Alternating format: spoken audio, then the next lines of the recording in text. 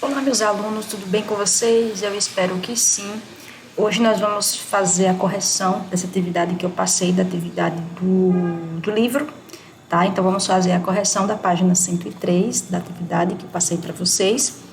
E eu já coloquei tudo aqui no meu quadro branco, tudo que a gente precisa para começar a nossa correção. Então, vamos à primeira questão. Como eu sempre trago algumas questões e informações a mais para que vocês consigam complementar os seus estudos. E com essa atividade não foi diferente, tá bom? Vocês vão perceber na prática. Então, primeiro aqui, ó. Primeira questão. Vou até dar um zoom maior aqui. No século XVI, os franceses invadiram as terras da América Portuguesa em 2 ocasiões. Em que locais eles se estabeleceram e quais foram as consequências dessas invasões? Então, a gente já sabe que no Brasil colônia, durante esse período aí, que foi de 1500 a 1822, algumas invasões estrangeiras marcaram esse período. Os franceses invadiram o Brasil no século XVI, em 2 ocasiões. Quais foram os lugares em que os franceses se estabeleceram, em que eles investiram? Vale ressaltar que os franceses eles já estavam descontentes com o Tratado de Tordesilhas há muito tempo, certo? E eles sempre continuavam assediando o litoral brasileiro, principalmente durante o período pré-colonial, no qual os portugueses apenas enviavam as expedições guarda-costas, construíram feitorias. Então, os franceses sempre tinham um contato muito grande com as tribos nativas da América Portuguesa. Então, em 1555, esses franceses fundaram uma colônia no Rio de Janeiro, certo? Vou grifar aqui. Na verdade, não o Rio de Janeiro, mas a Baía da Guanabara. Então, quando? Em 1555, ou seja, já durante o governo geral, então, a primeira forma de organização política e administrativa da colônia foram as capitanias hereditárias, e na sequência, como elas não deram certo, o governo geral. Eles fundaram a chamada França Antártica. Então, foi a primeira colônia francesa. Por que que os franceses, além, claro, de ter esse controle do pau-brasil, de tentar, quem sabe, ocupar essas terras do Brasil, por que que os franceses decidiram montar outras colônias? Porque muitos estavam principalmente fugindo da repressão, da perseguição religiosa que eles estavam vivenciando na Europa durante a chamada Reforma Protestante. Isso você também já viu e tem vídeo aqui no meu canal. Mas isso não deu certo, eles foram expulsos em 1567 por Mendes Sá, que se tornou peça importante durante o governo geral no Brasil. Ele era o governador geral. Além disso, o Estácio de Sá também teve uma participação muito importante. Não dando certo, eles passaram um tempo sem atacar e depois se estabeleceram no Maranhão, fundando a nova colônia que ficou conhecida como França Equinocial. Também foram expulsos e aí eles partiram para a região da Guiana Francesa, onde eles têm uma colônia, onde eles se estabeleceram. Aqui a imagem do governador-geral do Mendes Sá, certo? Os franceses tinham uma boa relação com os indígenas, como eu já havia falado, eles já assediavam esses nativos, principalmente para fazer o escambo do pau-brasil, né?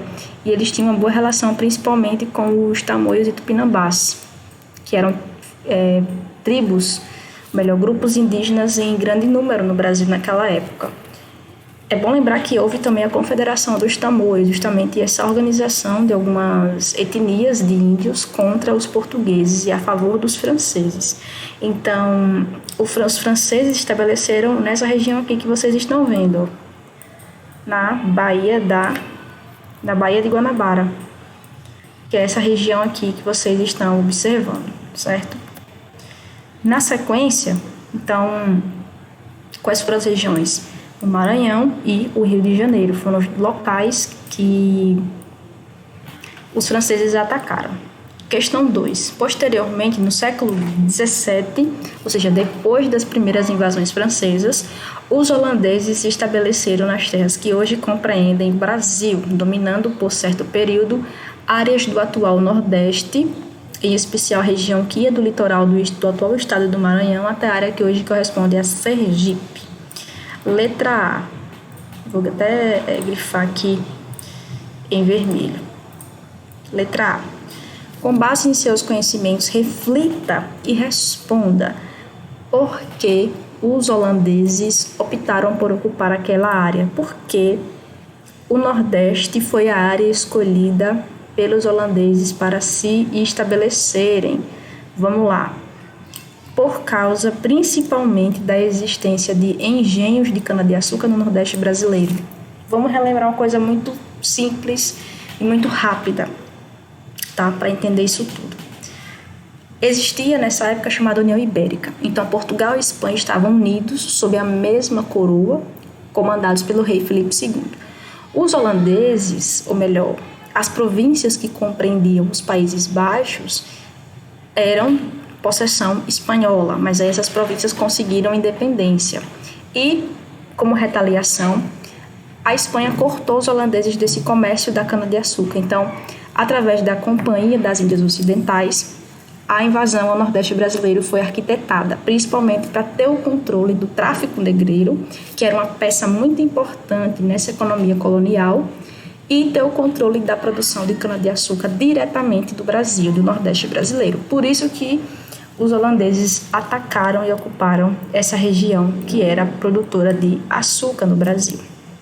Além disso, o Brasil poderia proporcionar excelente base de operação contra a navegação espanhola no Caribe e existia um interesse também dos holandeses com as minas de prata no Peru. Como vocês sabem, os espanhóis eles conseguiram encontrar ouro e prata, ou melhor, prata, muito mais cedo do que os portugueses. Os portugueses imaginavam que iriam encontrar esses metais preciosos, mas ainda demorou um certo tempo. Somente lá em meados do século XVII e XVIII com mais intensidade. Vamos à letra B. Letra B aqui, ó. Um circulado de laranja. Quem foi o administrador do domínio holandês na América Portuguesa? Cite alguns feitos de seu governo.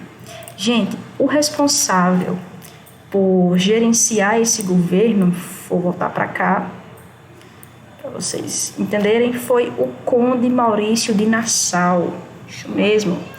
Ele foi enviado ao Brasil para justamente organizar esse domínio dos holandeses no Nordeste. E era um homem esclarecido, o Maurício de Nassau, e isso refletiu-se nas mudanças que ele empreendeu em Maurícia, principalmente, que é assim como Recife era chamada, a cidade de Recife. Então, ele promoveu reformas urbanas em Recife, trouxe artistas, botânicos, médicos e cientistas da Europa e, principalmente, concedeu a liberdade de religião, que era muito complicado no Brasil, né, de se conceder. Aqui nós temos outras informações, veja aqui, gente, ó. Nós temos o nome completo do Nassau, Juan Maurício de Nassau Siguen, Conde, homem culto e liberal, tolerante com a migração de judeus e protestantes. Então veja que era um homem, como eu falei, esclarecido, que tinha uma mente mais aberta, se comparado à realidade da sua época. Preocupou-se com a recuperação da agricultura e manufatura do açúcar, concedendo créditos, e isso depois foi um problemão, certo, durante a fase da restauração. Então, essa foi a resposta da letra B, meus caros alunos, tá? Letra C. Explique em linhas gerais o que foi a insurreição pernambucana. Vamos à letra C, nosso mapa. A insurreição pernambucana foi justamente o conflito para recuperar o controle das mãos dos holandeses, tá bom? Então, tudo começou com a demissão do Maurício de Nassau, com a saída dele do cargo de administrador do Brasil holandês. Depois que ele volta à Europa, os conflitos com os senhores de engenho se intensificam, principalmente porque a Companhia das Índias Ocidentais começou a cobrar os impostos atrasados e empréstimos que esses senhores de engenho deviam à companhia. Então, foi um movimento organizado entre 1645 e 1654 para promover a expulsão definitiva dos holandeses do Brasil, do Nordeste principalmente. Então, aqui nós temos outras informações sobre a insurreição pernambucana. Movimento que determinou a expulsão dos holandeses do Brasil. Então, em linhas gerais, foi isso. As causas desse movimento: perseguições holandesas, o que eu acabei de falar para vocês, cobranças imediatas das dívidas E aqui os líderes desse movimento, João Fernandes Vieira e André Vidal de Negreiros, que eram da elite açucareira. E do povo, Henrique Dias, que era negro, e Felipe Camarão. Então, essa Batalha de Guararapes foi uma das mais importantes para definir quem ganharia essa guerra, essa insurreição.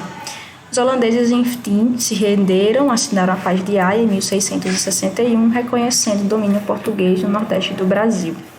Só que aí foi ruim para o Brasil porque os holandeses foram para as Antilhas, para o Caribe, e começaram a plantar açúcar também. E esse açúcar começou a ser de melhor qualidade que o do Brasil. Isso provocou uma séria concorrência ao nosso açúcar.